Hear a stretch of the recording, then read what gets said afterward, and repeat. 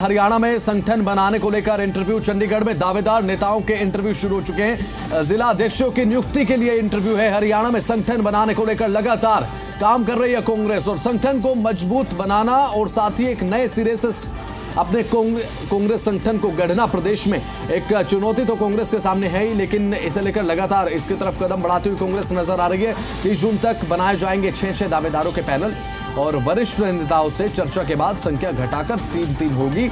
इसमें बेहद ज्यादा अहम ये होगा कि किसकी रिकमेंडेशन किसके लिए है। तो 30 जून तक 6 दावेदारों के पैनल बनाए जाएंगे। उसके बाद सीनियर्स नेताओं के साथ विचार विमर्श होगा, चर्चा होगी और उसके बाद ये जो संख्या है 6 की वो घटकर 3 रह जाएगी, यानी कि जो योग्य होंगे उन्हें मौका दिया जाएगा। तो अपने संगठन को एक नए सिरे से किस तरीके से गढ़ना है प्रदेश में ताकि कांग्रेस की यथास्थिति को बेहतर किया जा सके, कांग्रेस का जो एक लेवल है उसको इम्प्रोवाइज किया जा सके, एनहेंस किया जा सके, इसे लेकर कांग्रेस का प्रयास है। प्रदेश इकाई लगातार इसे लेकर काम कर रही है। तो राहुल गांधी साफ तौर पर यह कह चुके हैं कि हरियाणा में कांग्रेस का एक मजबूत संगठन होना चाहिए, जिसे लेकर लगातार अब एक्सरसाइज जो है, मैराथन जो है वो कांग्रेस में चल रही है। नेताओं से चर्चा के बाद संख्या घटाकर 3 होगी और 30 जून तक 6 दावेदारों के पैनल बनाए जाएंगे। तो नेताओं से चर्चा के बाद संख्या घटाकर 3 रह जाएगी। ये बड़ी जानकारी आपको बता रहे हैं। तो अब कवायद कांग्रेस की लगातार बढ़ती जा रही है प्रदेश में अपने संगठन को खड़ा करने के लिए। हरियाणा में संगठन बनाने को लेकर इंटरव्यू अब देखने को मिल रहे हैं और चंडीगढ़ में दावेदार नेताओं के इंटरव्यू शुरू हो चुके हैं। जिला अध्यक्षों की जो सूची है उसके बाद फाइनलाइज की जाएगी और साथ ही अब की बार खास बात यह है कि आला कमान ने साफ तौर पर यह बात कही है कि जितने भी शीर्ष नेता हैं हरियाणा प्रदेश कांग्रेस इकाई के, उनकी जो रिकमेंडेशन होगी, उनकी जो सिफारिश होगी, उसे अब की बार दरकिनार नहीं किया जाएगा। क्योंकि इससे पहले भी हम देख चुके हैं कि कांग्रेस में हरियाणा प्रदेश इकाई में प्रदेश संगठन बनाने को लेकर कवायद तो देखने को मिलती है, लेकिन उसके बाद बात सिरे नहीं चढ़ पाती। पिछले कुछ प्रदेश अध्यक्षों की बात कर ली जाए, कुमारी शैलजा, अशोक तंवर, उदय भान, जिन्होंने सूची तैयार कर आला कमान को सौंपी जरूर, लेकिन वो सूची कभी जारी नहीं हुई। लेकिन अब आला कमान ने सीधे तौर पर कहा कि अब हमें संगठन मजबूत करना है और इसे लेकर कदम लगातार हम बढ़ा रहे हैं। तो चंडीगढ़ में दावेदारों के इंटरव्यू, जिला अध्यक्षों की नियुक्ति के लिए इंटरव्यू हो रहे हैं और साथ ही साथ जिला अध्यक्षों की योग्यता को मद्देनजर रखा जाएगा। उसके बाद जिला अध्यक्षों की जो नियुक्ति है अंततः देखने को मिलेगी। उससे पहले जो ये तमाम स्टेजेस हैं, जैसे इंटरव्यू, उसके बाद सीनियर नेताओं के रिकमेंडेशन, किसकी योग्यता क्या है और जनता के साथ जिन कार्यकर्ताओं का जुड़ाव ज्यादा है, ये प्रयास है कांग्रेस का कि जमीन से जुड़े हुए नेताओं को मौका मिले। तो लगातार चंडीगढ़ में अब दावेदारों के इंटरव्यू देखने को मिल रहे हैं। जिला अध्यक्षों की नियुक्ति को लेकर लगातार मैराथन कांग्रेस प्रदेश इकाई में देखने को मिल रही है।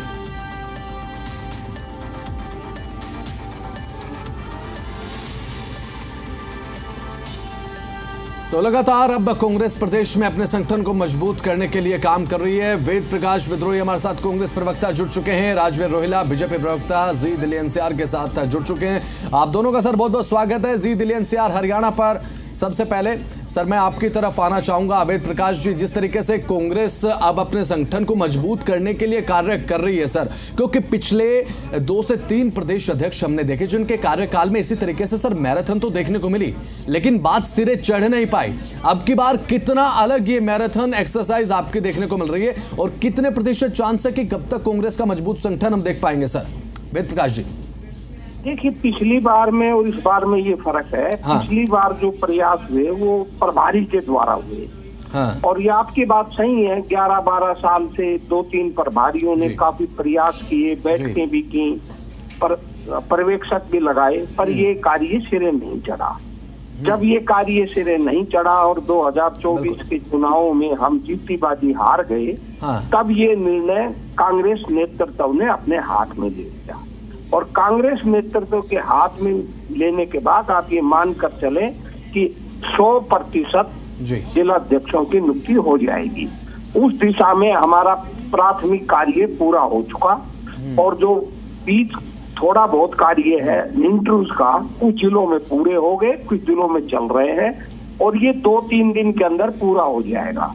और इसको पूरा करने के बाद 30 जून तक अपने पैनलों के नाम जो हमें दिशा निर्देश ऑब्जर्वर्स को हाई कमांड से मिले हैं वो हाई कमांड के पास पहुंच जाएंगे और हाई कमांड के पहुंचने के बाद 10 दिन के अंदर उनकी छटनी और उनके विषय में जो जानकारी हाई कमांड को लेनी हो वो ले लेंगे।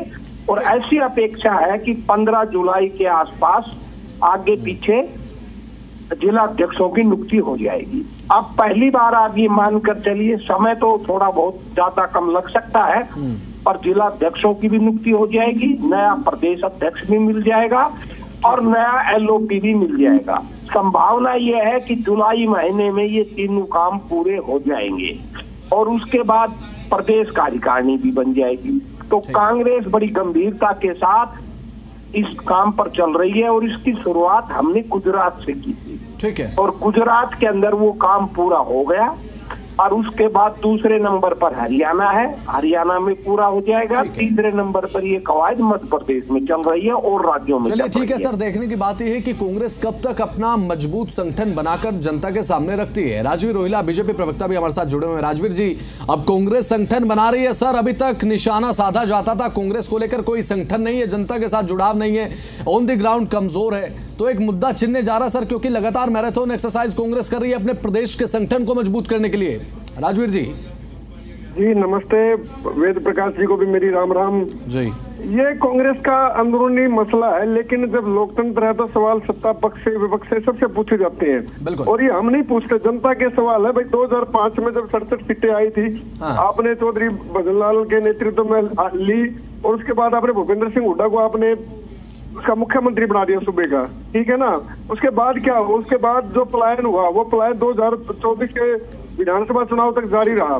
तो अब ये जो संगठन की बात करते हैं तो गुजरात में जो संगठन की जो इन्होंने रिपोर्टें रोकी हैं, अभी जो हरियाणा में जो चल रहा है, हरियाणा में भी ये शिकायतें मिली हैं।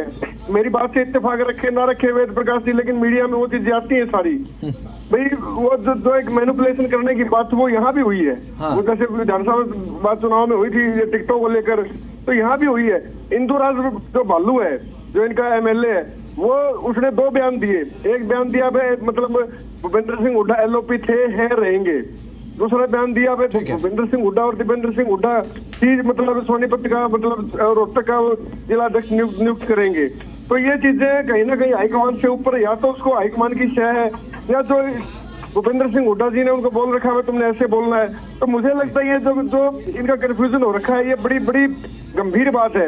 उधर से गोकुल सेठिया कुछ बोल रहा है, उधर से जो हिसार में जो इनके नारे लगे, और महत्वपूर्ण बात ठीक है जो हरियाणा से जो ऑब्जर्वर लगाए गए थे। राजवीर जी, अब देखने की बात तो है कि कांग्रेस कब तक अपना मजबूत संगठन बना पाती है। वेद प्रकाश जी आपका, तो अब देखने की बात यह है कि कांग्रेस के सामने अपना प्रदेश में संगठन बनाने की जो एक चुनौती है, वो कब तक चुनौती से पार पाती है कांग्रेस, क्योंकि लगातार भारतीय जनता पार्टी कांग्रेस को ये कहकर निशाने पर लेती है कि जनता के साथ जुड़ाव नहीं है, लेकिन इस मुद्दे को छीनने का कांग्रेस प्रयास कर रही है कि संगठन को लेकर सत्ताधारी पार्टी से मुद्दा छीन लिया जाए। तो चलिए इसी के साथ अब रुक करते हैं टॉप 5 वायरल खबरों का।